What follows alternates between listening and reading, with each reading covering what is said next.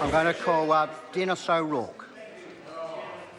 I wanted to begin by making some comments about what the Minister for Houselessness said about affordability of housing in Christchurch, because it's a most inappropriate example to use. And the reason for that, as some others have indicated, is that in Christchurch, as a result of the earthquake, huge amounts of EQC money and insurance money went in, and there was a lot of land which, as a result of demolitions, became available for building both in the central city and in the east. And in addition to that, a lot of people simply moved out of Christchurch to areas immediately next door, like Selwyn District and Waimakariri District.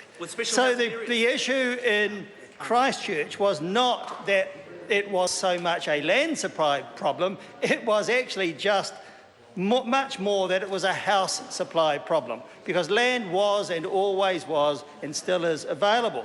So you cannot use the Christchurch situation as a valid example of proving the effectiveness of government policy. It's just not applicable.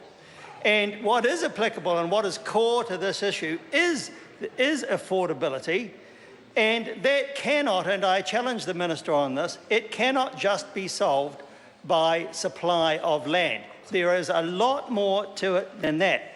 It means, for example, that because affordability refers to appropriate sized sections for modest homes at prices, therefore, which people can afford. And what is actually happening as a result of the free market approach, which is really that supported by the government, is that developers like to build larger homes on large sections because they get larger profits from doing it. And it's no good the Minister shaking his head, because I've looked around that in all parts of New Zealand, especially in Christchurch where I live, and try and find a modest size home on a modest section for a reasonable price. And it is very difficult to do.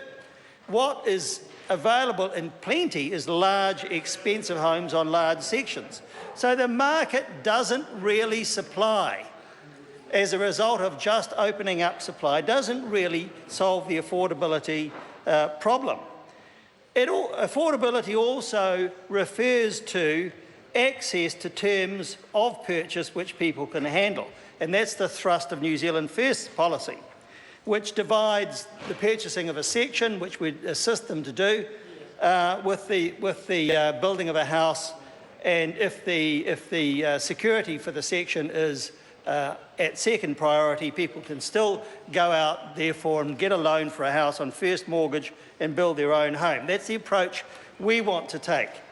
But affordability also, and this is what the objective of some of the SOPs we have before us is, also applies to the total cost, whether it's within the range of people to finance or not. It's really as simple as that. Now, David Seymour seems to think that the market will look after that as well, but that's not true. That isn't true.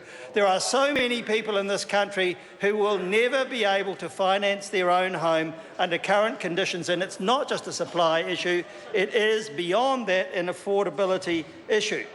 So just extending the time for SHAs is not actually going to be enough at all.